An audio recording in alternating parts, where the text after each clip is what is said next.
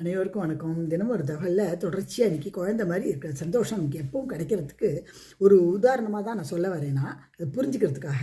இந்த அம்மா இருக்கா இல்லையா, அம்மா அந்த எந்த குழந்தை வந்து ரொம்ப அம்மா தான் வேணும், அம்மாவே வேணும், அம்மா தான் தூக்கி வச்சுக்கணும் அப்படின்னு பிடிவாதம் பிடிச்சிட்டு அம்மா காலடியிலேயே சுற்றின்னு வந்துட்டுருக்கோம். அந்த குழந்தைய தான் தூக்கி வச்சுப்பா. தூக்கி வச்சுட்டு கொஞ்சம் கோபமாக இருந்தால் எரிச்சலாக இருந்தால் கூட பரவாயில்லன்னு சொல்லிட்டு அந்த குழந்தைய தூக்கி வச்சுருந்தா அத்தனை வேறையும் பார்ப்பா. என்னென்னா ஒரு பெருமிதம் உண்டு.